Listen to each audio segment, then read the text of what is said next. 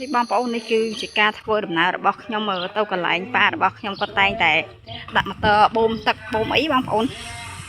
ក៏តែងតែដាក់ម៉ូទ័របូមទឹកបូមអីទុកស្រោចបន្លែនៅនងរបស់គាត់ព្រលឹមឡើងហើយនឹងស្ពៃរបស់គាត់ងាកឡើងណាដល់នាងខ្ញុំទៅកន្លែងបន្លែក៏កន្លែងទឹកសម្រាប់គាត់ស្រោចបន្លែស្រោចអីបងដល់ចិត្តទៅដល់ហើយបងប្អូននាងខ្ញុំចិត្តទៅដល់កន្លែងគាត់ទឹកធ្លាក់ទៅទឹកអូគាត់ប្រើសម្រាប់ស្រោចបន្លែស្រោចអីរាល់ថ្ងៃអញ្ចឹងណាចិត្តទៅដល់ហើយគឺថាទេសភាពថ្ងៃនេះគឺក្តៅខ្លាំងណាស់ក្តៅយកតែមែនតែម្ដង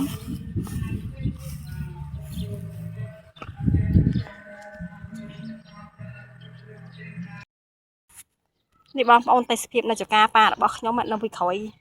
ឡែករបស់គាត់គឺមានទឹកបងប្អូនទឹកថ្លាឆ្វង់ល្អណាស់នេះគឺជាឆ្មារបស់ខ្ញុំបងប្អូននេះ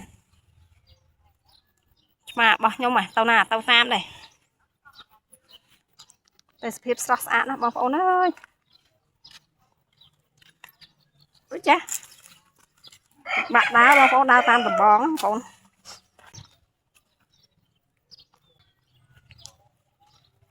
អូទឹកស្អាតណាស់បងប្អូននេះនឹងថ្លាឆ្វង់នេះខ្ញុំចុះថតលេងហ្នឹងតិចទៀតមៀវបាត់មៀវហ่ะចោះមិនទេអូទឹកថ្លាល្អណាស់បងប្អូនតកែបងប្អូននេះ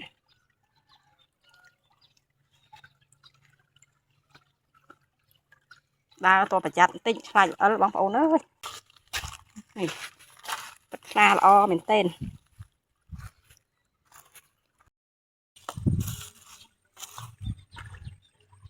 ឡូវនេះខ្ញុំមកដល់កន្លែងទឹកអូទឹកអីហ៎បងប្អូនទឹកអូដែលប៉ាខ្ញុំគាត់ស្រោចដំណាំរាល់ថ្ងៃរៀងចាំងថ្ងៃបន្តិចហើយបងប្អូនអើយការថតមិនសូវបានជាល្អឥតខ្ចោះមិនសូវបានជាស្អាតមកទេព្រោះអីថាមកថតពេលនេះថតពេលថ្ងៃហ៎បងប្អូនរៀងពេលថ្ងៃរៀងចាំងថ្ងៃអញ្ចឹងណាបើមានការខុសត្រង់ណាឯងសូមបងប្អូនហាន់តែអភ័យទោសអញ្ចឹងណាបងប្អូន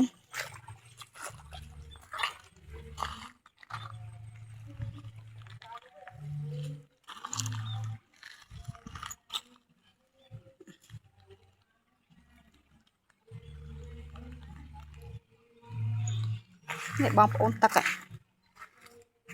អូមានទាំងត្រីទៀតបងប្អូននេះ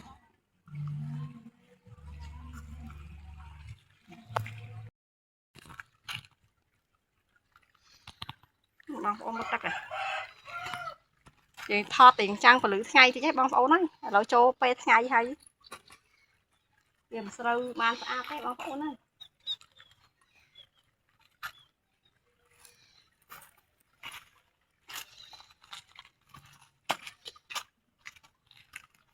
បបាក់ដើរបន្តិចហើយបងប្អូនហើយដើរស្បួរតែបែក